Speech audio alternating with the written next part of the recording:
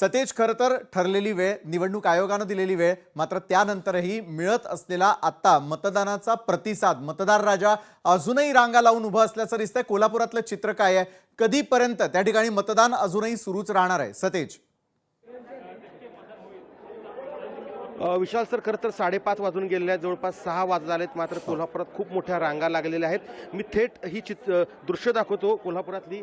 हे जे कोल्हापुरातलं सदर बाजार मधली एक शाळा आहे आणि या शाळेत आपण पाहतोय की महिलांची सध्या लक्षणीय आहे ती रांग या ठिकाणी आपल्याला पाहायला मिळते. पुरुषांची रांग देखील या ठिकाणी पाहायला मिळते.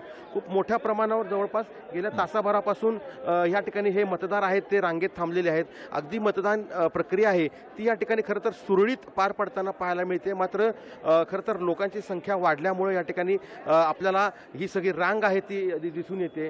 खरं तर या ठिकाणी 5 ते 6 केंद्र आहेत आणि या 6 केंद्रांमध्ये पाहिलं तर महिलांची संख्या आहे ती लक्षणीय आहे. आणि कोल्हापूरची आजची निवडणूक जी होताना पाहायला मिळते ती 81 जागांसाठी ही निवडणूक प्रक्रिया आहे ती पार पडते. त्यासाठी 300 पेक्षा अधिक उमेदवार आहेत ते निवडणुकीच्या रिंगणात आहेत आणि या सगळ्या महिला आहेत त्या आपल्या मतदानाचा हक्क बजावण्यासाठी खरं तर या ठिकाणी दाखल झालेल्या आहेत.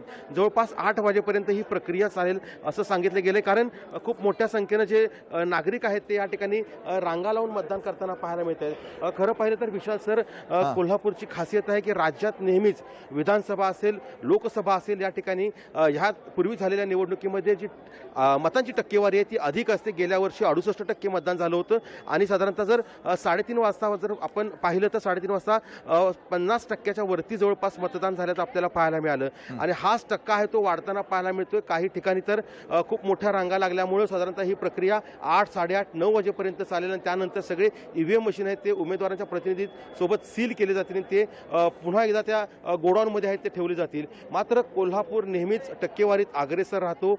ईर्षेला पेटून मतदान होतं, कारण इथलं राजकारण आहे ते आघाड्यांचं राजकारण असतं, ईर्षेचं राजकारण असतं. त्यामुळे आता हा टक्केवारीचा जो मतदाची टक्केवारी आहे ते आपल्याला वाढताना विशाल सर पाहायला मिळेल. नक्कीच. ज्या प्रकारे सतेज तुम्ही सांगताना दिसताय की थेटपणे 8, 8:30 वाजेपर्यंत देखील इथली मतदान प्रक्रिया सुरू राहू शकते.